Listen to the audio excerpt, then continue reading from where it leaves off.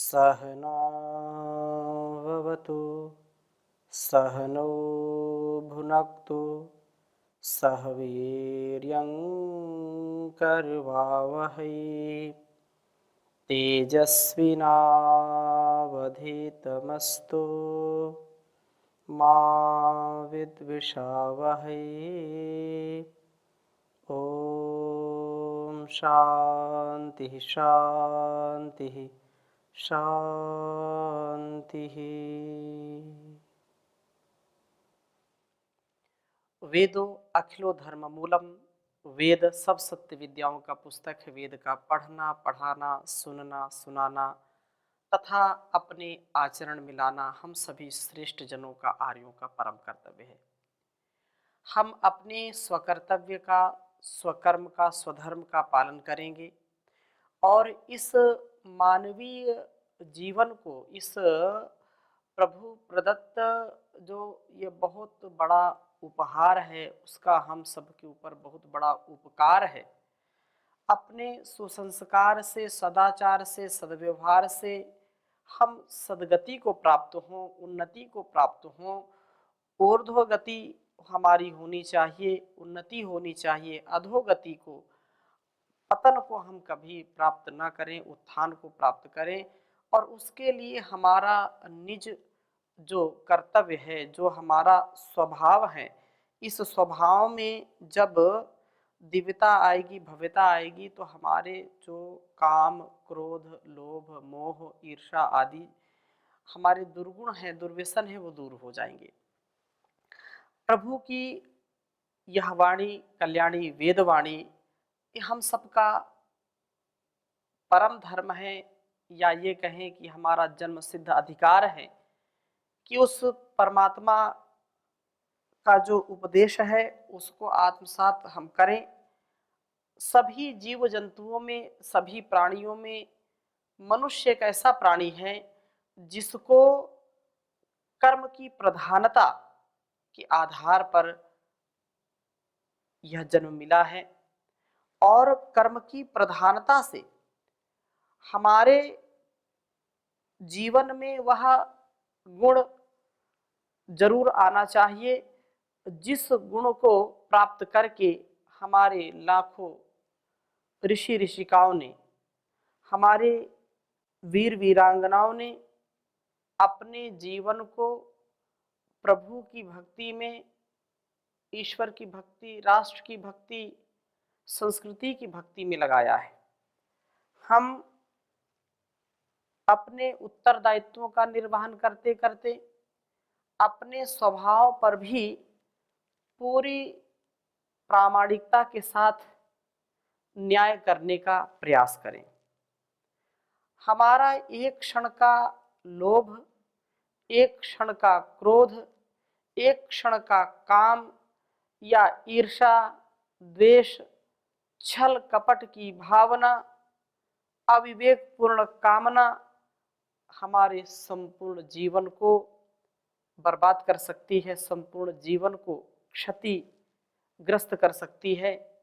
हम क्षति से बचें, अपने कर्तव्यों का पालन करें, और जो दुर्गुण हैं, उन दुर्गुणों में अनेक दुर्गुण हैं, लेकिन लोभ, क्रोध, काम, क्रोध, लोभ, मोह की जो प्रवृत्ति है वह अच्छी नहीं है, और कामनाओं से ही फिर क्रोध आदि का प्रादुर्भाव होता है, क्रोध आदि उत्पन्न होते हैं। इसलिए क्रोध पर नियंत्रण करें, क्योंकि क्रोध आएगा तो व्यक्ति के जीवन को, उसके जो पुण्य है उसका भी क्षय कर देगा, और क्रोध से बड़ी हानियां हैं। इसलिए क्रोध का पराभव, पराभव कब होगा? जब हम प्रभु के सच्चे उपासक बनेंगे। अपने घर, परिवार, संसार के कर्तव्यों को करते करते हम क्रोध बहुत करते हैं। जब क्रोध करते हैं तो उससे दूसरों को क्या लाभ हानि होगी, इसका हम मूल्यांकन बाद में करें। पहले अपना मूल्यांकन करें कि हम क्रोध करते हैं तो इससे मुझको हानि क्या है। लाभ आंशिक हो सकता है, लेकिन जो हानि है वह बहुत ज़्यादा हानि होती है। जो लोग क्रोध करते हैं तो क्रोध का पराभव हो, इस भावना से आज हम स्वाध्याय करेंगे ऋग्वेद के 8वें मंडल के 78वें सूक्त के मंत्रों का, जो हमको बहुत सुंदर उपदेश दे रहे हैं। 78वें सूक्त में, जिसमें प्रथम मंत्र में कहा कि हम हुतशेष का सेवन करें और त्याग पूर्वक भावना से अपने जीवन को जिए, जिससे अत्यंत ज्ञान को हम प्राप्त करेंगे। वहीं दूसरे मंत्र में कहा कि विविध विज्ञान व्यंजन है तो अध्यात्म ज्ञान अभिव्यंजन है। प्रभु हमारे लिए इन व्यंजनों व अभिव्यंजनों के साथ साथ हमको प्राप्त कराएं और इनके लिए हमें उत्तम ज्ञान इंद्रियां कर्म इंद्रियां दें। वहीं पर तीसरे मंत्र में कहा कि हम ज्ञान के वचनों को सुने, ये ज्ञान की वाणियाँ ही हमारे कानों में आभरण हो, अर्थात ज्ञान की वाणियाँ हमारे जीवन में उतरें। हम यज्ञशील बने, प्रभु ही यज्ञशील पुरुषों को बढ़ाने वाले, संग्राम में साथ देने वाले तथा उत्तम साधनों व पदार्थों को देने वाले हैं, जिनका हम कभी मूल्य चुका नहीं सकते। और यहीं पर फिर 5वें मंत्र में कहा कि वे परम ऐश्वर्यशाली प्रभु निरादर व हिंसा के लिए नहीं होते। कोई भी प्रभु का निरादर व हिंसा नहीं कर सकता है, उसका कोई अतिक्रमण नहीं कर सकता, उसकी आज्ञा का उल्लंघन नहीं कर सकता है। वे सर्वशक्तिमान प्रभु बल द्वारा पराजित करने योग्य नहीं होते। वे प्रभु सर्वाधिक ऐश्वर्य वाले व शक्तिमान होते हैं, सर्वशक्तिमान हैं। वे प्रभु ही विश्वम शृणोति, सबको सुनते हैं, सबकी प्रार्थना को सुनने वाले हैं और बहुत ही सुंदर जो है जीवन को करने वाले हैं। तो इसमें जो प्रभु की लीला है, उसका जो स्वरूप है, उसके विषय में बहुत सुंदर यह वर्णन किया हुआ है और इससे जीवन हमारा अच्छा होगा यदि हम समझते हैं। तो नकीमिंद्रो, वह परम ऐश्वर्यशाली प्रभु है, ईश्वर सबसे ज्यादा ऐश्वर्यवान है। और ने कर्तव्य नकीम, वो कोई संसार में ये चाहे कि नहीं मैं तो प्रभु की जो व्यवस्था है उस व्यवस्था को मैं तोड़ूंगा, मर्यादा को तोड़ूंगा, तो वह उनकी मर्यादा, उनके इस कार्य में कोई दखलंदाजी नहीं कर सकता है। हाँ, यदि वो करता है, प्रकृति से छेड़छाड़ करता है, छेड़ता तो वही है, तो उससे उसको हानि होगी। ईश्वर का तो क्या जाएगा, ईश्वर तो सब हमारे कल्याण के लिए बनाया हुआ है। तो हम अपने इस विश्वास को, इस आस्था को बहुत ही प्रबल रखें कि प्रभु की जो शक्ति है उसका हम अतिक्रमण नहीं कर सकते।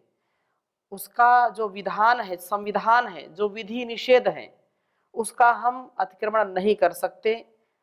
उसके बराबर हम में बल भी नहीं है, न बुद्धि बल है, न शरीर बल है, कोई बल नहीं, हम तो निर्बल हैं, दुर्बल हैं उसके आगे। विश्वम शृणोति, सबको सुनते हैं, सब की प्रार्थना को सुनने वाले वे प्रभु ही हैं और सबको वे पश्यति, देखते हैं। वे बिल्कुल देखते रहते हैं। प्रभु का यह गुण है कि उसकी नज़र से कोई बच नहीं सकता है। उसके कैमरे अंदर भी लगे हैं, बाहर भी लगे हैं, अर्थात बाहर से हम क्या कर रहे हैं वो भी देख रहा है और मनीषी, वो मन की बात को भी जानने वाला है। तो विश्वम शृणोति पश्यति, विश्व, ये सारे संसार को वह देखता है, सुनता है, जानता है। बहुत सुंदर प्रार्थना की है। कोई भी प्रभु का हिंसन व निरादर नहीं कर सकता। प्रभु ही सबकी प्रार्थना सुनने वाले हैं और वे प्रभु सदा सबका पालन करने वाले हैं, सबका वो भरण पोषण करने वाले हैं और सबको क्रोध से भी बचाने वाले हैं। क्रोध नाय माता पिता छोटे छोटे बच्चों की देखरेख करते हैं तो उनका लालन पालन, उनका हर प्रकार से कल्याण माता पिता चाहते हैं। लेकिन अच्छे माता पिता वो होते हैं जो अपने बच्चों को कभी क्रोधित होने ही ना दें, ऐसे उनको संस्कार दें, ऐसी धीरता, वीरता, गंभीरता, ऐसा उनका स्वभाव बनाते हैं कि वो जीवन में कभी क्रोधी होते ही नहीं है। और कुछ माता पिता के बच्चे, कुछ परिवारों के बच्चे इतना क्रोध करते हैं कि थोड़ी-थोड़ी बात में तिलमिला जाते हैं, आग बबूला हो जाते हैं।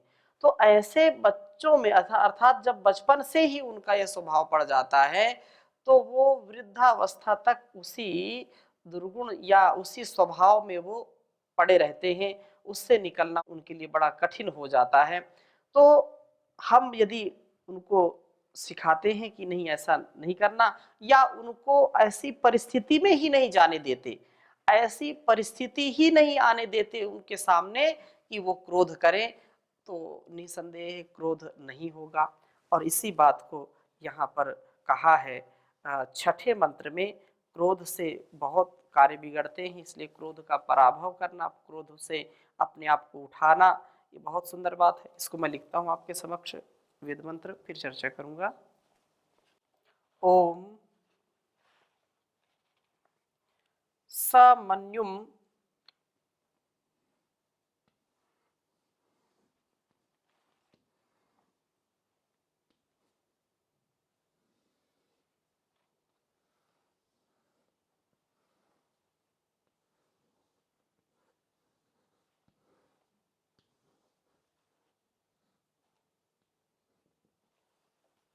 समन्युम मर्त्यानामदब्धो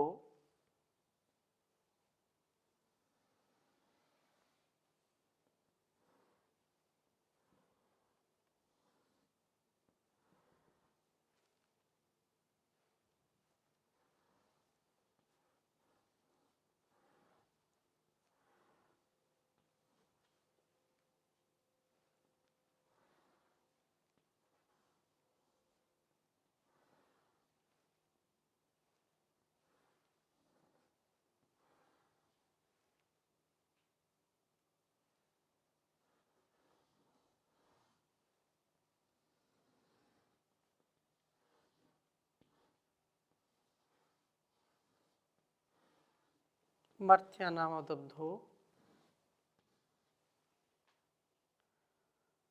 निचिकीषते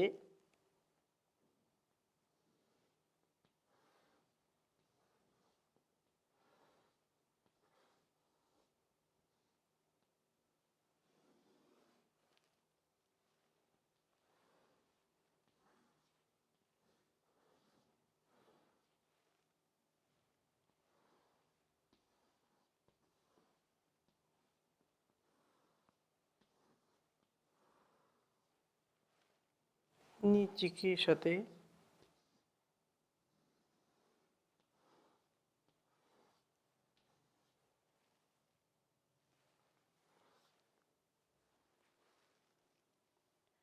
पुरा निदश्चिकीषते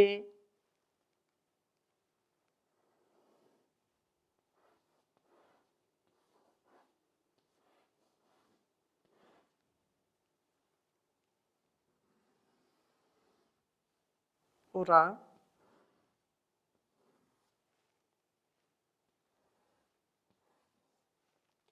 निदश्चिकीषते।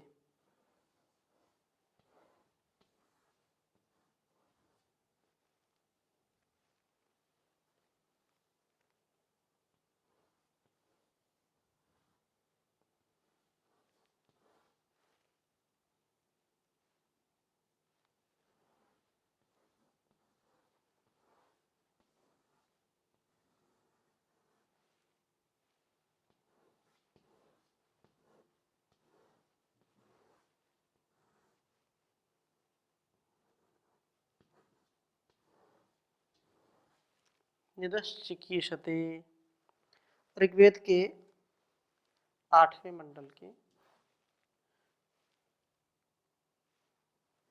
78वें सूक्त का यह छठा मंत्र है।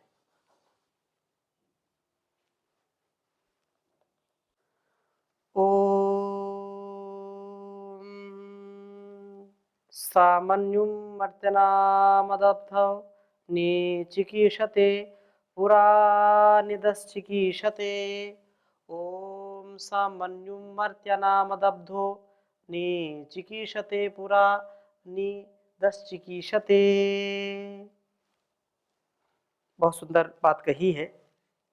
सह अदब्धः, वे किसी से हिंसित न होने वाले प्रभु मर्त्यानाम मनुष्यों के मन्युम क्रोध को निचिकीषते निकरोति निरादृत करते हैं, पराभूत करते हैं। प्रभु का स्मरण करने मात्र से, उस प्रभु का ध्यान करने मात्र से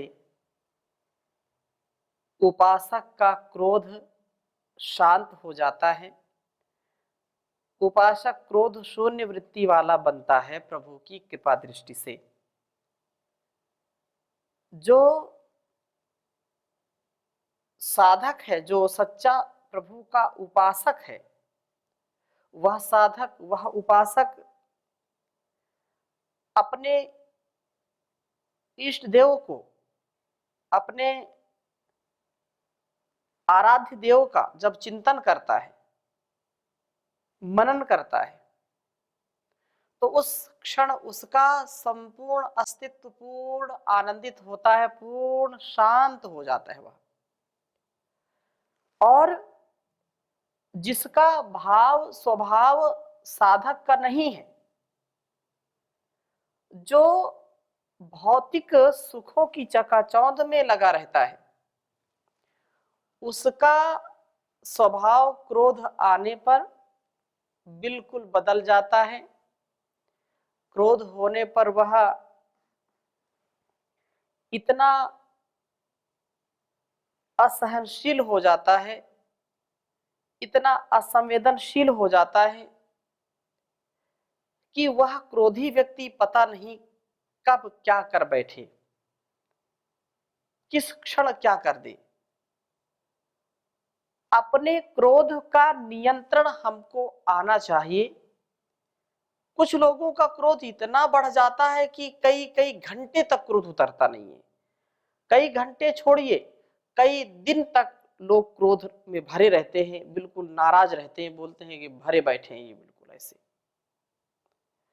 तो ऐसे व्यक्ति जो क्रोध को या लोभ को, मोह को जो छोड़ नहीं पाते हैं, वे कभी भी सच्चा सुख, शांति, आनंद का अनुभव भी नहीं कर पाते हैं।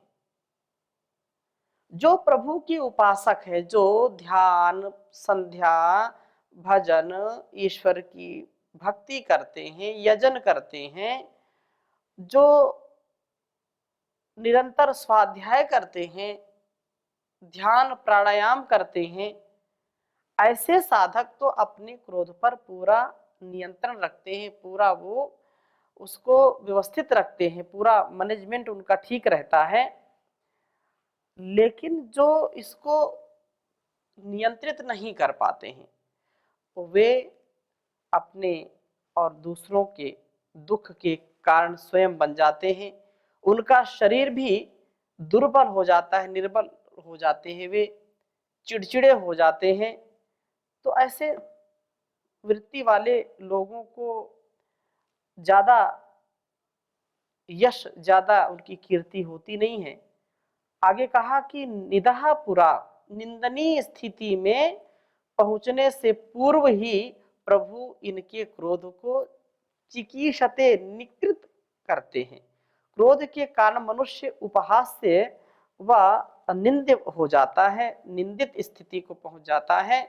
प्रभु अपने उपासक को इस स्थिति में कभी पहुंचने ही नहीं देते। वे कभी भी ऐसी परिस्थिति आने ही नहीं देते कि साधक क्रोधी हो जाए, साधक अनियंत्रित हो जाए, ऐसा कभी नहीं आता है।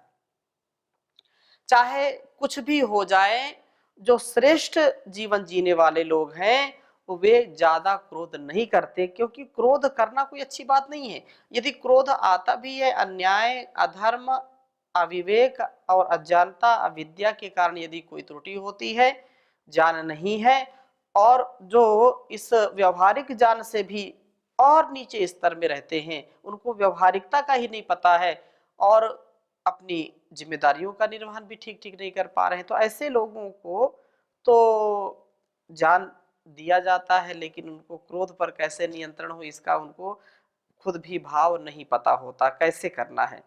तो भी अपने स्वभाव में यह क्रोध का भाव आने ही ना दें, अक्रोध की स्थिति में रहना। इसलिए यहाँ वेद मंत्र तो बता ही रहा है कि प्रभु की भक्ति जो करते हैं, ओंकार का जो सुमिरन करते हैं, ओम ओम ओम से अपने आप को सदैव अभिषिक्त रखते हैं, अभिसिंचित रखते हैं, वे तो ओम ओम का सुमिरन कर रहे होते हैं। तथा इस ओम ओम के जप से, ओंकार के जप से, गायत्री के जप से हमारे अंदर का जो क्रोध का भाव है वो धीरे धीरे धीरे धीरे क्षीण होता चला जाता है, वह नष्ट होता चला जाता है और व्यक्ति पूर्ण योग में जीवन जीता है। अक्रोध के विषय में बहुत सुंदर बातें कही हैं महाभारत में भी। तो यहाँ ये कहा कि यह समुत्पतितं क्रोधम निगृह्णाति हयम यथा सायन्तेत्युच्यते सद्भिर् नायो रश्मिषु लम्बते। यह समुत्पतितं क्रोधम अक्रोधेन निरस्यति देवयानी विजानीहि तेन सर्वमिदं जितम्। ये कहा कि पापियों को दिया हुआ धन दानदाता को भी पीड़ित कर सकता है। जो पापी लोग हैं और उनको कोई धन दे रहा है, ज्यादा धन दे रहा है, तो वो जो लेने वाला है उसके मन में पता नहीं कब कौन सा पाप आ जाए, कौन सी लोभ की वृत्ति आ जाए, जिससे उसका मन खराब हो जाए और वह देने वाले पर ही आक्रमण कर सकता है, देने वाले के ही धन में वह अपनी कुदृष्टि डाल सकता है, अनधिकृत चेष्टा कर सकता है, तो दानदाता को वो पीड़ित कर सकता है। अतः धर्म हेतु असत्य बोल करके भी मनुष्य असत्य के फल का भोक्ता नहीं होता है। धर्म हेतु यदि कोई धर्म की स्थापना करना चाहता है, धर्म तो हमारे रग रग में है और इस धन का कभी भी अभिमान न होना, कभी गर्व न करना, एक व्यवस्था जो है संसार में जीने की, संसार के व्यवहारों को पूरा करने की, उसके लिए धन की आवश्यकता है, द्रव्य की आवश्यकता है। लेकिन हम वास्तव में केवल इसी को धन ना समझें। धन हमारे चरित्र का धन, हमारी बुद्धि का धन, हमारे बल का धन, हमारे स्वभाव का धन, हमारी विद्या का, विवेक का, और जो अर्थ जगत जिसको कहते हैं उसमें भी यशस्विता हो। और इस बात को इसलिए कहा है कि जैसे सारथी जैसे घोड़े को, वैसे ही जो उत्पन्न हुए क्रोध को वश में कर लेता है वही असली नियंत्रणकर्ता कहलाता है, घोड़ों की लगाम खींचने वाला नहीं। और क्या कहा कि यह संधारयते मन्युम ये यो अतिवादास्तितिक्षते यस्य तप्तो न भवति दृढ़ं स्वर्थम अर्थस्य भाजनम। कहा कि जो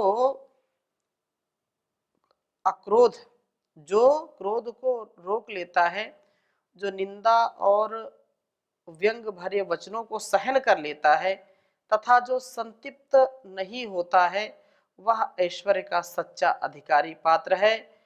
और ये कहा कि यो यजेद अपरिश्रांतो मासी मासी शतम समाह न क्रुध्येत यश्च सर्वस्य तयोर अक्रोध क्रोधनोधिकः।